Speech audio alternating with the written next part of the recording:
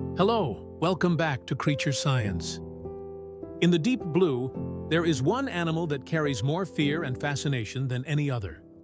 The great white shark has been painted as the ultimate monster of the sea, a torpedo of muscle and teeth that seems unstoppable. Movies and headlines love to frame it as a mindless killer, a vengeful predator looking for its next victim. But when you strip away the myths and look at the science, what you find is something far more interesting. The great white is not just a creature to fear. It is one of evolution's masterpieces, complex, finely tuned, and in many ways vulnerable. What I want to do here is walk you through the real biology, the actual behavior, the human encounters, and the future of this animal, so we can see the great white for what it really is. First up, the biology. A great white shark is not like most other fish. Most fish are cold-blooded, meaning their body temperature matches the water around them. But great whites have something called regional endothermy, which lets them keep important parts of their body like their brain, their swimming muscles, and even their stomach up to 25 degrees Fahrenheit warmer than the surrounding ocean. That is a huge edge when you are hunting in cold, coastal waters. The trick comes from a structure called the rete mirabile, Latin for wonderful net.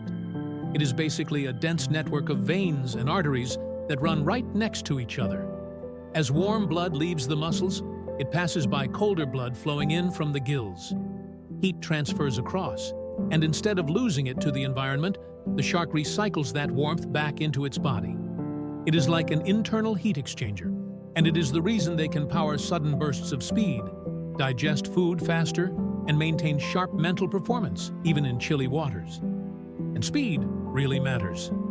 Great whites are built like torpedoes, able to hit between 16 and 25 miles per hour in quick sprints. That does not sound like much compared to a cheetah, but in water, it is insanely fast. Imagine something the size of a car moving that quickly with zero warning. Behind that is a tail stocked with more than 90% fast-twitch white muscle fibers, which are perfect for short, explosive movements. The body shape, with a pointed snout, streamlined torso, and crescent-shaped tail, reduces drag to maximize those bursts. Even the skin helps. Covered in dermal denticles, tiny scales shaped like teeth, the surface breaks up water flow, cutting turbulence and drag. This means less resistance and more stealth. Swimmers and even swimsuit designers have tried copying that structure to reduce drag for humans. Then there are the senses, and this is where the great white becomes almost superhuman. Their sense of smell is so tuned that they can detect parts per billion of certain chemicals, which is where that famous drop of blood in a swimming pool line comes from. Their hearing is tuned to low-frequency vibrations, perfect for detecting the thrashing of wounded prey. Their eyesight, once thought to be poor, is actually sharp and adapted to both bright light and darker conditions. But the real showstopper is the ampullae of Lorenzini. These are thousands of pores across the snout, each containing a jelly that conducts electricity. They pick up the faint bioelectric signals created by every muscle movement of every living thing. That means they can sense prey hidden in the sand, or track a seal even when vision is useless. It is like a sixth sense that makes them hunters on a completely different level. And, of course, the teeth. Great whites are famous for those giant serrated triangles designed to rip and saw through flesh and blubber. At any time, they have got about 50 active teeth in use. Behind those are backup rows, ready to rotate forward like a conveyor belt if one breaks or falls out. In total, a single shark can have up to 300 functional teeth available. The upper teeth do the cutting, with deep serrations acting like steak knives, while the lower teeth hold and grip. Combine that with one of the strongest bite forces of any fish, and you have got a biological toolkit that is as close to perfect as evolution can get. So how do they use it all? Hunting is where the great white shows off just how refined it is. One of the most dramatic moves is breaching. Off South Africa's Seal Island, for example, sharks lie in wait below, where the water is dark. Seals swimming above are silhouetted against the surface. With one massive tail beat, the shark rockets upward, sometimes hitting so hard it bursts clear out of the water with the seal in its jaws. It is violent, fast, and efficient. That move is only possible because of all the adaptations we have already covered. The warm muscles, the fast twitch power, the streamlined skin. But their diet shifts as they grow. Younger great whites, under about 10 feet long, stick mostly to fish, rays, squid, and even smaller sharks. As they mature, they move up to energy-rich marine mammals. Seals, sea lions, and dolphins provide the fat and calories needed to maintain those warm bodies. And they are opportunists. If a dead whale washes up, great whites will feast on the blubber-rich carcass for days. It is like an all-you-can-eat buffet.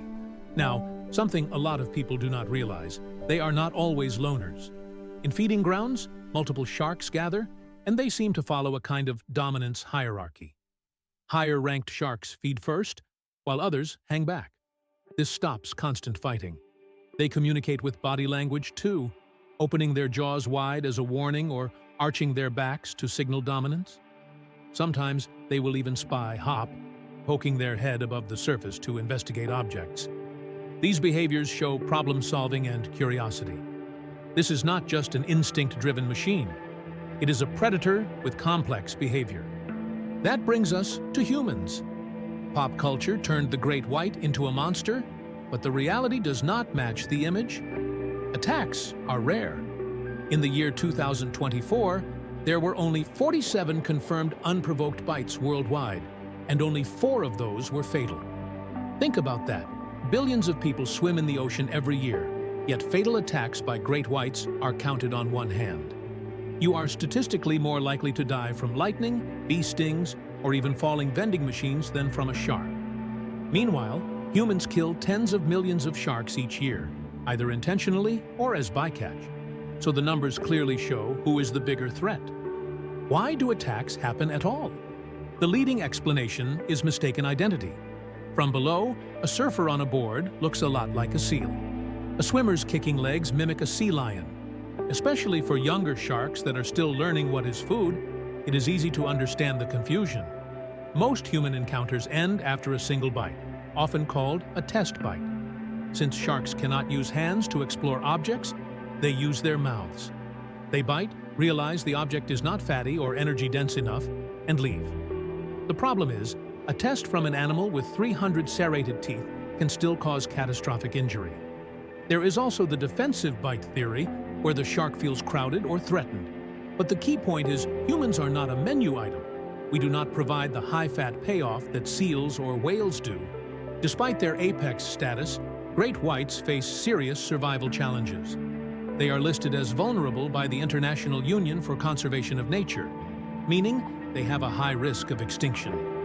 One major threat is bycatch, sharks accidentally caught in fishing gear meant for other fish. Another is the illegal shark fin trade. Despite bans in many countries, finning still happens, and great whites are targeted because of their size. Add in habitat loss, overfishing of prey species, and pollution, and the pressure piles on. As long-lived predators that can reach up to 70 years, they accumulate toxins like mercury and heavy metals over decades, which weakens them even further. And losing them would wreck ecosystems. As apex predators, they play a balancing role. By picking off the weak, the sick, and the old, they keep prey populations strong and prevent disease from spreading. Without sharks, seals, and sea lions could grow unchecked, wiping out fish stocks and collapsing food webs. The ocean literally depends on predators like the great white to stay balanced. There are some good signs, though. Countries like the United States and Australia introduced protections decades ago, banning the targeted hunting of great whites. Some local populations are now showing stability, or even recovery.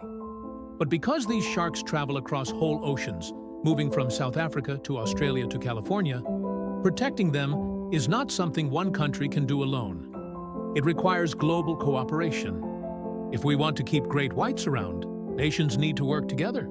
If learning the truth about these sharks has changed your perspective, if it took you from fear to fascination, hit subscribe and like. That is what helps keep content like this going. Drop a comment with the fact that surprised you the most, because I guarantee at least one of these details is not what you grew up believing. In the end, the great white shark is full of contradictions. It is one of Earth's oldest lineages, stretching back over 400 million years when you count its shark ancestors.